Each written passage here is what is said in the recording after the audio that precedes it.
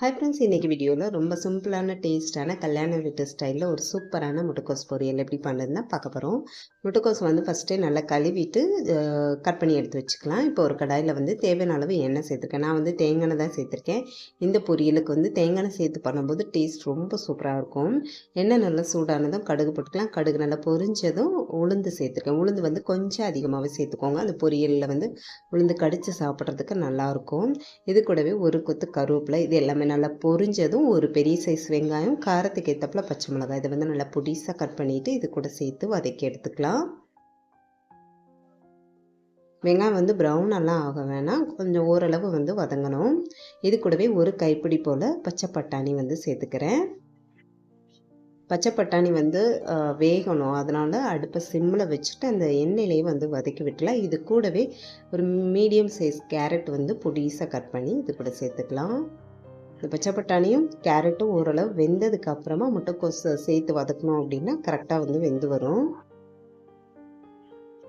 ரொம்ப டேஸ்ட்டாக இருக்கும். இந்த மாதிரி இது எல்லாமே சேர்த்து செஞ்சு பாருங்கள். முட்டைக்கோஸ் பொரியல் அவ்வளோ சூப்பராக இருக்கும் சாப்பிட்றதுக்கு.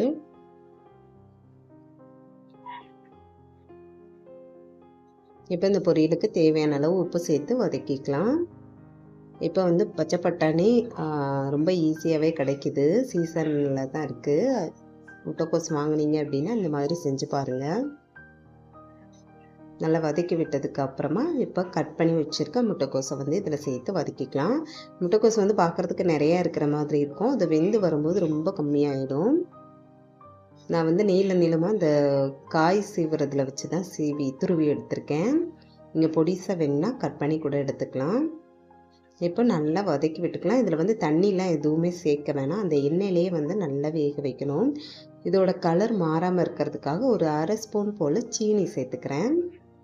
இது சீனி சேர்த்து வதக்கும் போது கலர் மாறாமல் அப்படியே இருக்கும்.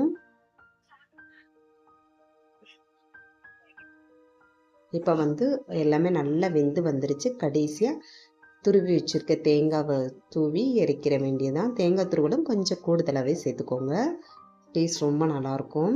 இப்போ கலந்து விட்டு இறக்கணும் அப்படின்னா சூப்பரான முட்டைக்கோஸ் பொரியல் டேஸ்ட்டாக ரெடி ஆயிரும். கண்டிப்பாக இது மாதிரியே செஞ்சு சாப்பிட்டு பாருங்கள்.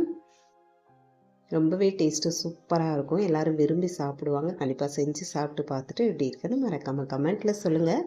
வீடியோ பிடிச்சிருக்குன்னு நினைக்கிறேன். பிடிச்சிருந்தால் லைக் பண்ணுங்கள். மறக்காமல் நம்ம சேனலை சப்ஸ்கிரைப் பண்ணி சப்போர்ட் பண்ணுங்கள். Bye friends.